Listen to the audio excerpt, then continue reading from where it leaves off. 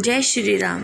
अब तक हमने सुना कि राजा राम के विवाह की तैयारियां हो रही हैं और सभी देवता फूल बरसा रहे हैं और उस बारात में सभी ऐसे देवी देवता भी छुप कर आ रहे हैं और उन्हें कोई नहीं पहचान रहा। आइए अब आगे आनंद लेते हैं श्री रामचरितमानस का। जो सुख भासिए मातु मन, देखी राम बर बेसु, सो ना सके कहीं कलप सत, सहस शारदा सेसु। श्री रामचंद्र जी को वर के वेश में देखकर सीता जी की माता के मन में इतना हर्ष हुआ कि सरस्वती जी और शेष जी भी नहीं कह सकते। नैन नीर हटी मंगल जानी, परिछनि करहि मुदित मन रानी। वेद विहित अरुकुल आचारु, कीन्हे भली विधि सब व्यवहारु। रानियां मंगल का समय जानकर नेत्रों का सुख रूपी जल रोककर प्रसन्नता से भाव विह्वल हो गई। वेद की रीति और कुल की परंपरा के अनुसार सभी व्यवहार संपन्न किए गए। पंच शब्द धुनि मंगल गाना, पट पावड़े परहि विधि नाना। करी आरती अर्घ्रुति न दीना, राम गमन मंडप तब कीना। 5 मंगल सूचक बाजे बजने लगे और मंगल गान होने लगे। हर तरह के वस्त्रों के पावड़े पड़ने लगे। स्त्रियों ने आरती करके अर्घ्य दिया। इसके बाद श्री रामचंद्र जी मंडप में आए। दशरथ सहित समाज विराजे, विभव विलोकी लोकपति लाजे। समय समय सुर बरसे ही भूला, शांत पढ़ई महिषुर अनुकूला। महाराज दशरथ जिनके वैभव को देखकर लोकपाल भी लज्जित हो जाते हैं, समाज सहित मंडप में विराजमान हुए। समय समय पर देवता पुष्पों की वर्षा करते हैं और ब्राह्मण लोग शांति पाठ कर रहे हैं। नभ अरु नगर कोलाहल होई, आपन पर कुछ सुनई न कोई। यही विधि राम मंडप में ही आए, अर्घ देई आसन बैठाए। आकाश और शहर में ऐसा शोर हो रहा था कि अपना पराया कुछ भी शब्द नहीं सुनाई दे रहा था। श्री रामचंद्र जी जब मंडप में आए तो उन्हें अर्घ्य देकर आसन पे बिठाया गया। बैठारी आसन आरती करी, निरख बरु सुख पावही। मणि बसन भूषण भूरि वारही, नारी मंगल गावही। ब्रह्मादि सुरवर विप्र बेश, बनाई कौतुक देखई। अवलोकी रघुकुल कमल रवि छवि, सुफल जीवन लेखई। वर को आसन पर बैठाकर स्त्रियों ने उनकी आरती की। वे उन पर बहुत से रतन, वस्त्र, आभूषण नछावर करके मंगल गीत गा रही थी। रघुवंश रूपी कमल के सूर्य श्री रामचंद्र जी की छवि को देखकर ब्रह्मा आदि देवता भी सफलता से फूले नहीं समा रहे थे। नाउ बारी भाट नट, राम निछावर पाई। मुदित असीसई नाई सिर, हर्षुना हृदय समाई। नारी, बारी, भाट, नट सभी श्री रामचंद्र जी की नछावरे पाकर प्रसन्न हो गए और उनको आशीर्वाद दिया। मिले जनक दशरथ अति प्रीति, करी वैदिक लौकिक सब रीति। मिलत महादऊ राज विराजे, उपमा खोज खोज कब लाजे। राजा जनक जी और दशरथ जी इतनी प्रीति से मिले कि उन्होंने वैदिक और लौकिक सभी रीतियां बड़े प्रेम से निभाई और मिलते समय दोनों महाराजाओं की जो शोभा थी उसकी उपमा कोई नहीं कह पाया। लही न कथऊ हारी है मानी, इन्हें सम एई उपमा अर आनी।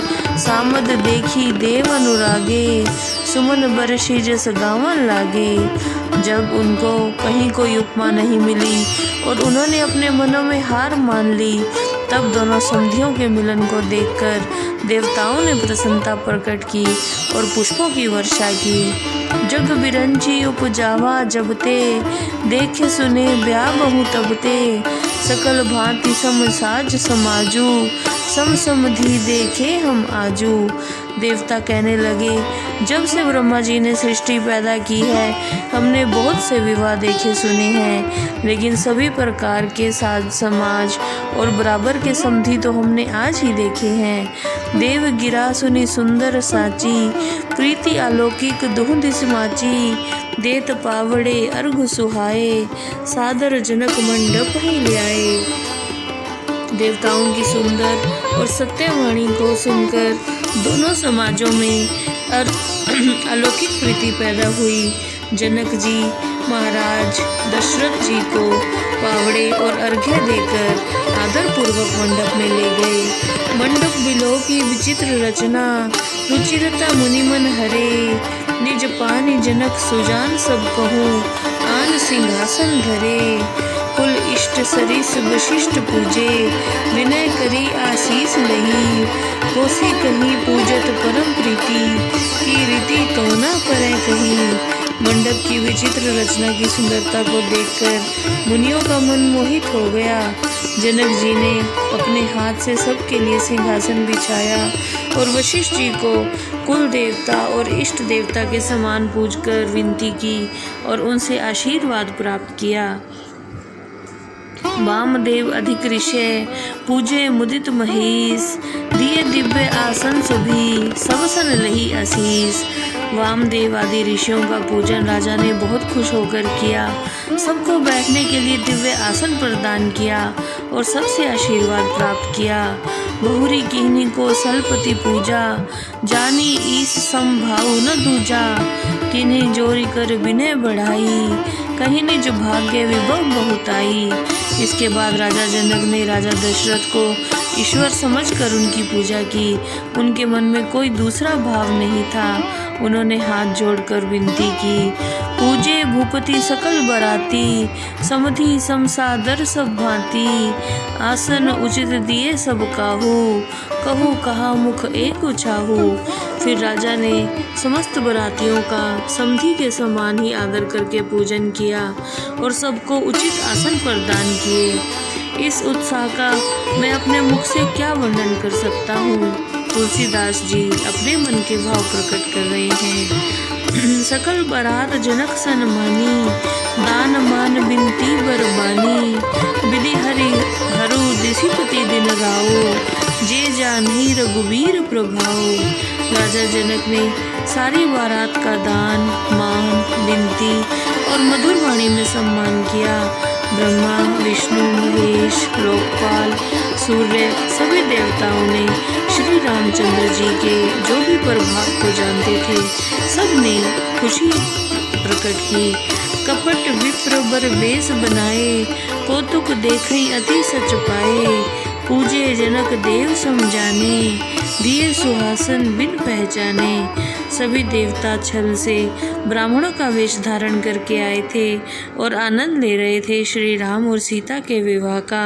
तो राजा जनक जी ने उन्हें भी देवताओं के समान समझकर बिना पहचाने उत्तम आसन प्रदान किए और उनकी पूजा की। पहचान को केही जान सभी, अपान सुधी भोरी भई। आनंद कंद बिलोक दुल्हऊ, उभय दिस आनंदमयी। सुर लखे राम सुजान पूजे, मानसिक आसन दे। अवलोकिशील स्वभाव प्रभु को, विबुध मन प्रमुदित भये। उस समय कौन किसको जाने किसको पहचाने, सब अपनी ही सुध भूल बैठे थे। दूल्हे को देखकर दोनों ओर आनंद ही आनंद छा गया था। चतुर श्री रामचंद्र जी ने तो देवताओं को पहचान लिया और मानसिक पूजा करके उनको मानसिक रूप से ही आसन प्रदान किए। प्रभु श्री रामचंद्र जी के इस शील स्वभाव को देखकर सभी देवता मन में बहुत हर्षित हुए।